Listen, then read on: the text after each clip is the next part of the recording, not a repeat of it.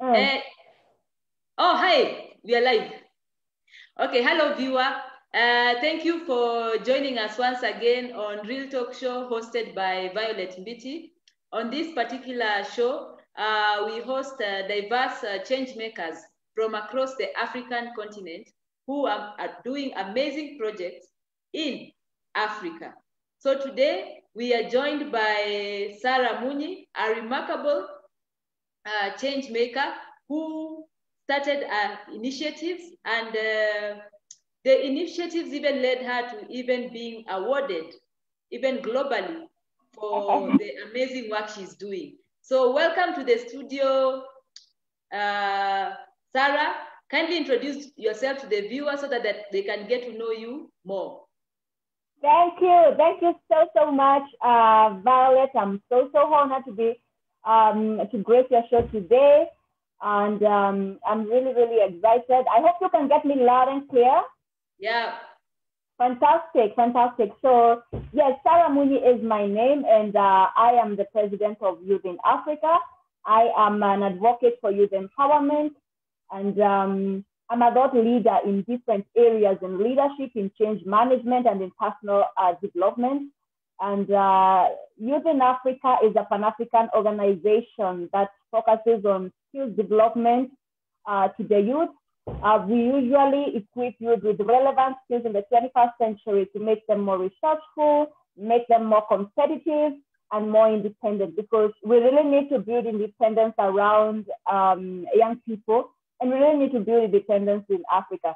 So that's basically what we do in the organization, and I'm so honored as well to be, to lead and work with an amazing team.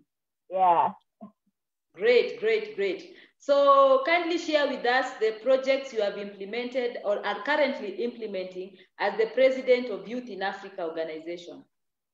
Yeah, so first of all, let me say that we have presence in 42 countries across Africa. And we also have some places, about four places, abroad. Because we have, youth from us that we are very enterprising. We want to look for opportunities everywhere, whether it's America or wherever we find opportunities, you will find us there.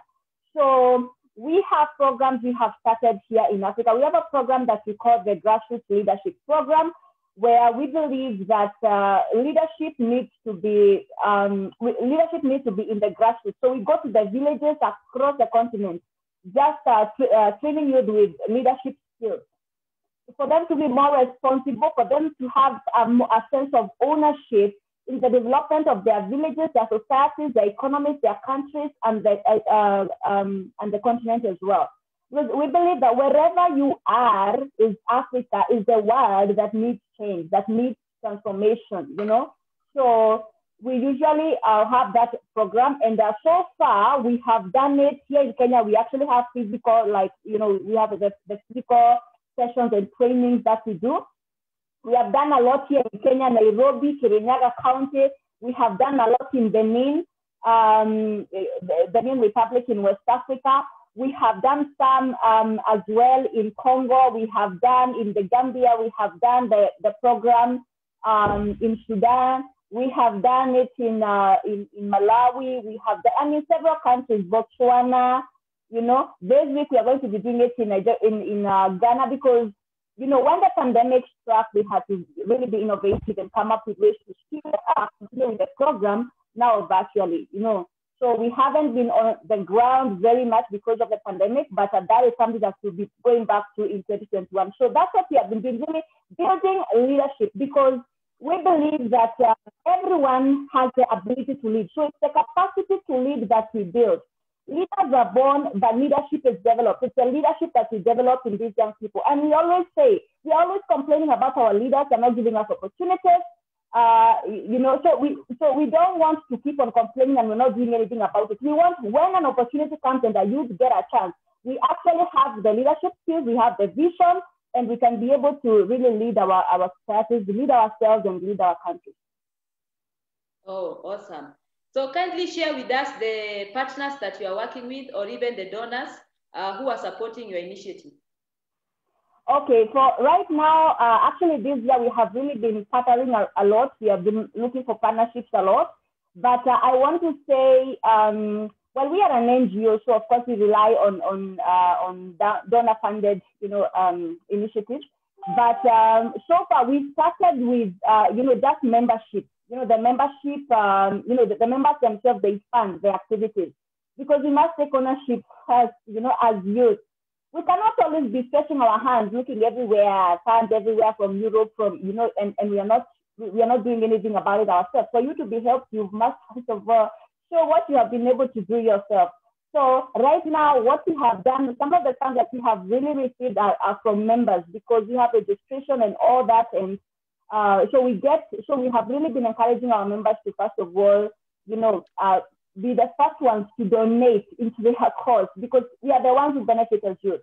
So can we also fund our activities just as we can, before we start looking for donors out there. So I would say right now, and I really want to commend some of those youth who have really come in and really supported the cause, and they give, they just give through the registration. So, but from there, we also know that youth empowerment is huge. We can't do it ourselves as youth, so we want to partner with the government. So right now in Kenya, we are partnering with one of the county governments. I won't say which one because the contract is not yet finished, but we are in the process. So we are partnering with one of the county governments, which is something by January we have rolled out a program. We also partner with some organizations as well in Angola, that we're partnering with. Like in Angola, we have there's an organization that deals with a lot of skills trainings that we are partnering with. Yeah, I mean, that conversation is still underway. So yes, moving on forward, we are looking at such partnerships, so that we can be able to be more impactful on the ground. But for now, I really want to commend the youth across Africa, in Kenya, in DRC, because we have really been supporting our own cause. And this is the independence that we want to build. You see, we don't want to be so dependent, always looking for who is funding who is funding who. I mean, those opportunities, when we get them, are good. But can we also build independence around ourselves? I can stand on my own feet, and I have the energy, and I have the dream, I have the vision, and I can do something by myself. That is really the message we have been passing through. Oh, awesome. What doors has your initiative opened for you? You can start by nationally, and then you go to at the continental level as well as global level. What doors has this initiative opened for you? Yeah, so for Youth in Africa, oh my God, very many opportunities for me as a person. I don't know if I can speak about all the others, because I don't do this alone. We have a team, we have a cabinet. From there, we have our country representatives. I mean, there are so many. But for myself, I have grown so much as a person, and even as a young person. And also getting an opportunity to be invited, like in national activities, Like the other day, we had the VBI, Youth in the VBI. Some of those opportunities, when you come to you see the thing is, when you come to, diplomatically, well organized, as youth, you can get an invite on the table. Whether it's on policy, because I've also found myself in parliament as well, because sometimes parliament will invite young people, just get to hear their views. So getting involved in those kind of national building initiatives, because I'm part of an organized youth organization. For me, I think that is it. So I'm able to contribute to policy making. We are able to write session of papers. As an organization, we even write session of papers. We get views from, if it's youth from Tanzania, and there's an issue we really feel that we need to address as youth. Then when we go bring it together or write from a youth organization, I mean, it has more weight than if I just, stand somewhere and just speak about it as one person. So that kind of involvement in national activities and national building activities for me is it. This is what we are speaking about. This is it. So for in Kenya, it has opened for me those kind of opportunities. And also, so I feel included. There's that inclusion, Then continentally, oh my God, continentally, it's been amazing. And just getting a chance to engage and also network with, first of all, build a network, So even if I have like a small business, I can be able to sell or at least expand my market in Angola, in South Africa. If I want to go to like a country, maybe I'm doing something in Nigeria, I know people who I can meet. For me, expanding my network, first of all, is everything. So, and as a young person, we need to do that. That's the exposure we need. That's the exposure we need. So, because first of all, it gives me a sense that, let me give you an example. The first time I went to Rwanda, I'm speaking about exposure, the benefit of exposure. The first time I went to Rwanda, I found that, they keep rice on the road. You know, in Kenya and Anglo countries, we keep less on the road. But I think most of French countries, they keep rice. So what that did to me, first of all, is show me that there are other ways to be right. What is right in Kenya could be wrong in Rwanda, and what is wrong in Kenya is right in Rwanda. So it gives me new perspectives about life, that, I can succeed differently. There are different ways to do things. There's different ways to look at things and you still succeed. For me, that has been everything. And I believe even for many young people, but also getting recognition also in some of these countries, awards that you were just mentioning. I just got an award the other day from Nigeria, from an organization that has really been tracking what we have been doing, called Women in Africa. And I was awarded with African Woman of the Year. Congratulations. That's congratulations. Huge, really. That's huge. And for me, it's, you never know who's watching, actually. You never know who's watching. And also, actually, the following weekend, 2 weekends, followed each other just with, awards. So the following weekend, I also got another award. This is basically last weekend. I got another award from Canada, an organization that has also been tracking what our activities as youth in Africa. It's called Vigor and Sun Heroes Award. And, they awarded me with a volunteer award, So, and for me, that kind of recognition, it shows that the little efforts that I'm putting in my village, because I come from in the mountains in Kirinyaga County, the little efforts I'm putting there to change the world is resounding, not just in Kenya, not just in Africa, but sending tremors globally. So, that's why I want to encourage every youth, whatever it is you're doing, don't give up and say, or think it's insignificant. It's not, it's very significant. Keep on doing it. You never know who you are touching and who is watching. So keep going. Those are some of the opportunities that I have, some of the few opportunities that I have seen, because of, the Youth in Africa course, and I'm really, really humbled. Yeah, so, and that has been exciting journey for me. The other thing also is getting to know Africa as well, getting to know Africa, getting to interact with young people, getting to know their challenges. This is what I've realized about it. We, as youth across Africa, we have similar challenges. We have similar challenges, things like unemployment. We have similar challenges, and that means we also have similar solutions. So for me, having a platform where we can get to discuss ideas, you come from this background, this culture, this part of the world, this part of Africa, and we are bringing those ideas together. I love that. It gives me a sense of belonging in Africa, and I'm even more proud of my continent. So yeah, that's the other benefit. Wow. Yes. Awesome. Now, I'd like you now to take this opportunity to share about your team. Okay, yay! I love the team. I love the team that you work with very much. So let me say that as Youth in Africa, we have an amazing structure. We have an amazing structure because we have the president, and then we have a cabinet of ministers. You see, the way we look at Africa, we look at it as one big country. We don't want to be divided. Some white men sat somewhere in Germany some years ago, and decided to divide Africa into their interests. So we look at Africa as one big nation, as one big country, which has a president. Then we have a cabinet of ministers. Then the cabinet is made up of, it's used from different countries. Like we have a minister for finance and administration. We have a minister for trade and business development from another country. We have a minister for mentorship, counseling, and spiritual development from another country. So we have different ministries. We have a minister for education and training and life skills development as well. So those are because we want to be able to own up some of these names like minister, being called a cabinet member.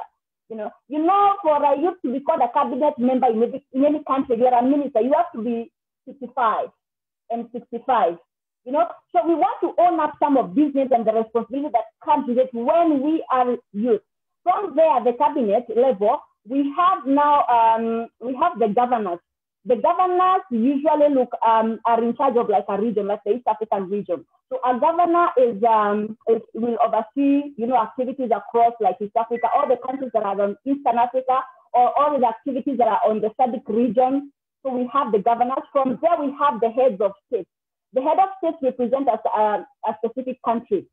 Like Kenya, like we have a head of state in Kenya called Ambassador Aris Michira. We have a head of state in DRC called Ambassador Ushindi Isenge. We have a head of state in Sudan called Reham. Said. We have a head of state in Benin. So all of those countries we have heads of state. So we actually have about 17 fully fledged chapters right now, even though we have presence in all of those countries, 42. What we are building is really the chapters, fully fledged chapters where we have the head of state with the team and the programs are going on. So the team is amazing. And that's why we like to use these words, head of state, governors, ministers, because we want to feel that we belong in this continent and we have what it takes for us to be able to govern. That's why we really, one of the skills that we do is really the leadership skills. So that is, I come from the school of thought of John C. Maxwell, who is a leadership guru, who says that everything rises and falls on leadership. So that's one of the things that we really teach and that skill. And we have experts. We have a panel of experts across the continent that usually come and help at least, train the youth on some of these skills. That is just one skill. But the team is amazing. That's a team that we work with. So I don't know if I'll be able to say all the names here, but basically that is the structure and that's the team. We don't do this alone. We don't do this alone. We have a team. All right. Yeah. Now, what message do you have for the African youth? Yes, thank you so much. So I think for me, first of all, is to know who you are. You need to know who you are as a person, because if you know who you are and you know your value as a young person, as an African, then you will know what you deserve. You know what you deserve. So that's why, one of the things that we teach, because there are so many skills that we teach, we also teach about self-identity and awareness as well, because when you know you're a leader, first of all, we usually think that leaders are some special people and all that. We first of all want to define yourself. Who are you as a young person? Before somebody else points your finger, points at you and say that those are just some young people, those are students, those are whoever. People will brand you, call you anything, define you. We need to define yourself first, because the world will treat you. You give the world the best example of how to treat you as a young person. Who do you say that you are? Many people will call you a young person. They will call you, they will call you name, they'll call you a student. They will call you, they will define you in so many ways. Have you defined yourself and what you have and your value that you give? So that even as we get invited in those tables, you see, Violet, in Kenya, let me give an example of Kenya because I'm in Kenya. We have positions that are just set for the youth. We have positions that are just set for the youth. We want, when we get into those positions, we are able to actually give the value. Because you see, there's no way you can be able to impact other people if first of all you don't know yourself. So I think for me, that's the first thing. That's the first thing that I want to say to you. First of all, define yourself, who you are, and your value. Know your value, what you bring. Even when you're invited on those tables, when even those politicians come, they want to use you and do whatever. First of all, when you know your value, I can't accept $10 for me to go and roast stones. For somebody I don't even know, you'll not be misused. So you'll be able to stand your ground and say no, and people look at you respectively and they engage with you respectively. For me, that's the first thing. The other thing I want to say is that you need to build skills. You need to build skills around your talent, build skills around your gift, around your profession, build the skills that are needed right now in the 21st century. And one of the very important things, I was speaking about the leadership skills, but also, I mean, the world is now digital, it's a digital world. So those are some of the other skills, digital skills that we need to build, you know, because maybe you have your small business, you're starting out at small startups here and there. You need to be able to have more influence. You need to have some digital skills. So those are some of the skills that we also teach the young people. And also, there are those hard skills, and there are the soft skills, even how you present yourself. Let me tell you, Violet. Professionally, you know, in my work, I get invited to organizations that are hiring people. And most of the young people, we are looking for jobs left, right, center, you know. So, and you will find young people shooting themselves out of opportunities just because you can't present yourself well. The way you walk in, you look timid, you look like shy, like you, I mean, confidence skills, gravity skills. You know, we need some of those skills to build some of those skills. And I always like to ask young people this. The person who started the first university, which degree did they have? From where? It's just some gravity skills that they use, you know, and just being innovative and just be confident, and they did it. So those are some of the skills, some soft skills that really go a long way in building you as a person and also building your career and giving you a place. And, you know, you become a force to reckon with when you really build some of these skills. So skills development is the other thing. And then also, let me tell you the other thing that, you know, as a young person, you're going to be asked. When you are looking for opportunities, whether it's funding you're looking for, whether it's a job you're looking for, whether it's internship or whatever it is you're looking for, you're going to be asked, okay, so what can you do? Papers aside, because, you know, we are very educated. We are very educated, we have the degrees, we have the diplomas. Then when you go to an interview, you ask, okay, you have done very well in your papers, but papers aside, what can you do? At this point, we want to know your skills. So when you say you have a degree in business management, okay, sure, what exactly can you do when you come to the office? And you find many people that will stammer. Many people that will stammer. They don't know exactly what they can do because they really haven't built tangible, substantial skills, you know? So that's why skill development is the other thing we really must master. And also getting involved. The bad thing is to really get involved in national activities. Sometimes we just give up and say, oh, you know, it's the old people, we want to blame the leaders and everything, but we don't get involved in national processes, you know? We don't get involved. Like in Kenya, we are having the BBI, you know, going on. You'll find many people who don't know, possibly if it goes through, it will affect you as a young person. So, I mean, how well are you conversant with that document? You know, if you can be able to read and write. We need to be involved. We need to be involved in even policy making, in all of those, have this kind of town hall meetings where we discuss issues, get to understand issues better, you know, because we all have influences. When you know something and you have influence, Violet, chances are, you know, when you know something, we also know. We will also know because you have your own sphere of influence. So, and this is the kind of influence that you want to do. The influence must come from a point of information. It must be informed. And that's why we must get involved in national politics. We don't want these politicians to come and tell us, oh, it is the constitution that says this. You have no idea where that constitution is, if it's true or not. That's why we have been saying, disome, read for yourself, interpret.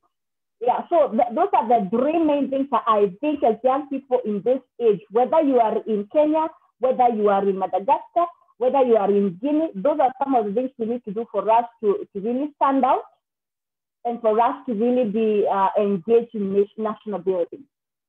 All right. So now as we are coming to the end of the broadcast, I'd like you to pitch to a potential donor who is watching the show. Tell them why they should support youth in Africa. Yes, thank you so much. So basically, as Africa, we are a very youthful continent. Our countries are very youthful. So the greatest resource that Africa has is the youth. So if there are any resources or any kind of interest that you have in Africa, in Kenya, in in Nigeria, it would be very good if it goes to the youth. So I want to invite you to partner with youth in Africa so that we can be able to build this youth. We can be able to build their competence. We can be able to build their ability for them to transform their countries and their societies. So because we're looking for transformation, if it doesn't come from the youth, for sure, we don't expect it from the government much, really. So we invite every donor, we invite every partner, every person, every friend of Africa. You want to partner, you want to do something in Africa, we'll be very happy to partner with you as youth in Africa so that we can be able to really create the kind of impact and the kind of progress you need to see by building the youth. I believe that when you build the youth, you have built a country. So we invite you very much to partner with us and so that you can really build our countries and we can build Africa. So you're most welcome to Africa, and Youth in Africa welcomes you to Africa. Let's work together. Let's make Africa a better place. When Africa is better, the whole world is better. Thank you. Wow, awesome, awesome. So thank you, Sarah Munyi, for gracing the set of Real Talk Show. Thank you, viewer, even for taking your time to also watch this show. We hope that you have been inspired by Sarah Munyi. If you're from Kenya, she's from Kirinyaga County, and now she's a change maker, impacting lives across the continent. So if you have not yet subscribed to our Facebook page, or just like our Facebook page, Real Talk Show, hosted by Violet Mbiti. Subscribe to our YouTube page, Real Talk Show, hosted by Violet Mbiti. Find us on Twitter at Real Talk Show. Find us also on Instagram, on Real Talk Show. All these videos the previous videos that we've showcased, the different change makers are available on those particular platforms. Even this one will also be available on those particular platforms. So thank you, viewer, for joining us, and looking forward to seeing you soon. Kwaheri. Thank you, thank you. And then allow me to also say thank you very much, Violet. I'm really, really honored to be hosted on the Violet Mbiti Real Talk Show. I'm really honored, and let me say also for those of us who want to also be part of our organization, you can check us out we have our website, www.youthinafrica.org. We also have, you can also check us on our Facebook page, Youth in Africa. Yeah, I think we'll get to connect and we get to see how you can be part of this great movement. And as we say in Youth in Africa, Africa will be great in our time. Thank you very much. Oh yes, oh yes. So thank you.